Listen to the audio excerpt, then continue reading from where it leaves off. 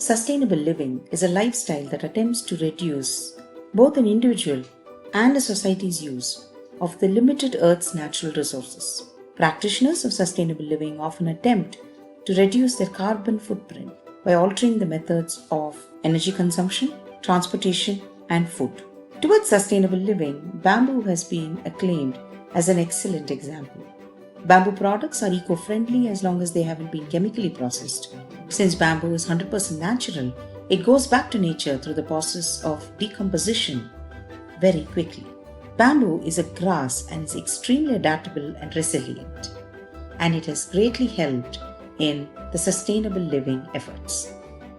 Prashant is a social entrepreneur from Hyderabad and the co-founder of Bamboo House India with 15 years experience in the social business. He is currently with the United Nations Development Programme Plastic Waste Management Project. His current social initiative is on the burning issue of plastic waste and is involved in developing low-cost shelter solutions with plastic waste and trying to give a second lease of life to waste plastic and provide fair price and enhance livelihood opportunities to waste picker communities. He has been named among the world's 100 social entrepreneurs, bringing a change with his work. He is credited with building the world's first recycled plastic house and has developed several innovative products with plastic waste, scrap tires, drums, bicycles, textile waste, etc. His innovative social business models have touched numerous livelihoods. He has received multiple professional recognitions, such as the Green Entrepreneur of the Year Award, the Pride of Telangana Award, Zee Social Business Award, Excellence in Social Entrepreneurship, CII Contribution to Bamboo Industry, Innovation in Plastics Award, and many more. Thank you so much, Prashant, for joining us today for Threading Thoughts. It's really, really nice to have you on our podcast, and I know you're a very busy person, but thank you so much for willing to share your expertise as well as your knowledge with us. Oh, thanks a lot, Mudula, for having me on your show and taking your time off with so many. I can understand how women, have to go through the whole day, and you have added this also on you. So I'm really thankful to you.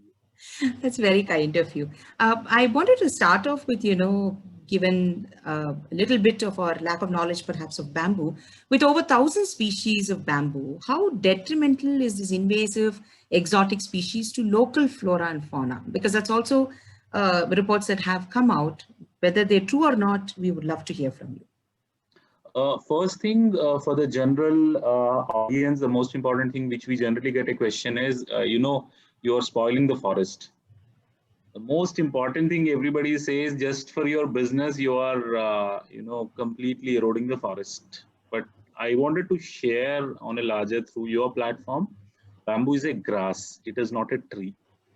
The more we cut, it is better. See, for example, if we cut a tree or a hardwood, it will take around 20-25 years for it to regrow. Exactly. Whereas if it's bamboo, per day, it can grow up to 4 feet also. There are few species can go up to such a high length also, but it's a little less, but it grows very fast. And after every 36 months, it's ready for harvest. Right. So, and if you don't harvest, it is in fact a harm to the bush. It should be harvested on a cycle. So that is the most important thing one has to understand. We are not spoiling the forest cover. We are not doing it. That's great. And it's also known for its ecological stability, right, and soil conservation. Yes. So, given Yes. it's known for this ecological stability and soil conservation, how can bamboo be incorporated into, say, an urban lifestyle, not just a rural economic stability and housing tool, but more into urban life?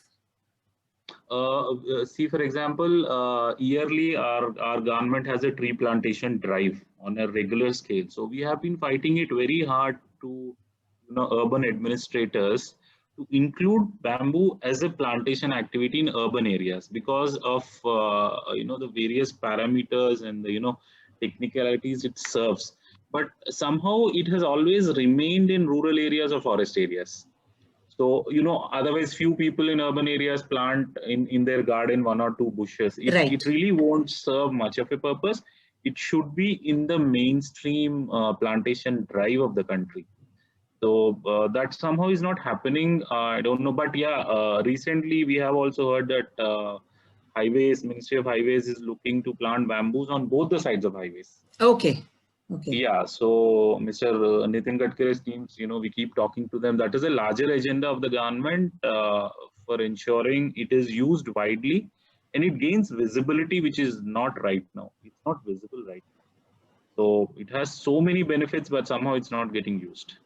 Yeah, and that is very true because for most of us, at least in urban settings, our buildings or anything that we use is more, cement, mortar, brick, things like that. So, or hollow bricks, just to make it easier for us. But bamboo is not something that we have seen widely used, which Yes. actually leads to my next question, because I wanted to talk about prefabricated housing, given that, that is a much easier way of setting up, much quicker and efficient way of setting up houses. So what are the biggest challenges you sort of face with prefabricated housing? How did you first come up with these ideas, especially in the sense of using bamboo?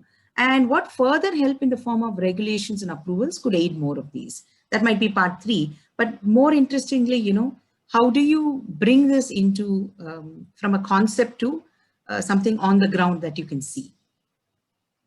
Okay, the main reason why bamboo, despite we are 70-year-old country, despite has never taken into the mainstream building material is bamboo by default is grows in forest. So we don't see bamboo plantations much in urban areas. So that is first reason. Secondary is most of the communities are in far-fetched areas in rural and tribal areas who are dependent on bamboo. Even their work doesn't come to the urban area. So we urbanites have never seen the potential and possibilities of bamboo. So this was the gap which we noticed when we started our journey. There is a raw material because see, India is the second largest producer of bamboo in the world after China, but it's stuck in forest areas and people are stuck in forest areas.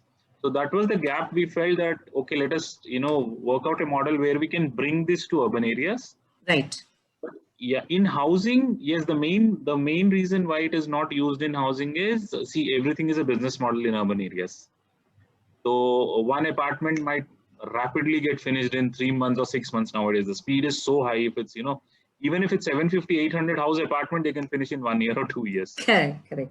Yeah, because it's a kind of speed urban economy offers, but the same is not with bamboo or any other handcrafted. Anything handcrafted takes time. Absolutely. Absolutely. So nobody has time for these things. They want aaj invest kiya, I should get the return in 1 year. But whereas in bamboo, it takes time, and nobody has time in urban areas.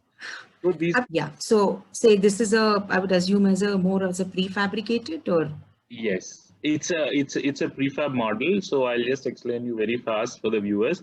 So in this earlier we used to the whole skeleton which was you can see the yellow painted skeleton is metal.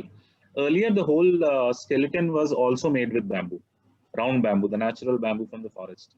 But as you know, there are several restrictions of transporting bamboo from the forest because there is a forest act. true. So the raw bamboo was extremely challenging for us. So we converted that into a metal frame. So all the walling part, the bamboo mat weave which you see, it is a walling. So the walling, flooring, roofing, minus the roof sheet, the false ceiling, flooring, walling, everything is made with bamboo. There's a hand woven mat where the women members, the male members of the house goes to forest Uh-huh. and they yeah, so the male members will go to the forest and the women members at the house will work on the bamboo, make it a thin sliver, and then a mat is built up and then it goes to a factory for a press. From the factory we get back in Hyderabad, and those are the walling, false ceiling and flooring material which is used as bamboo. Okay. So yeah, so you can see this is the interiors of the same house where the flooring the client decided he'll go with his choice. The walling and roofing you can see it's completely made with bamboo. So each board is Wow. around 8 mm thick. 8 mm thick is the board. So every board has 8 to 10 mats. Each mat takes two bamboo pole. One mat gives employment to two people. So one house for me gives around employment to 125 people per day.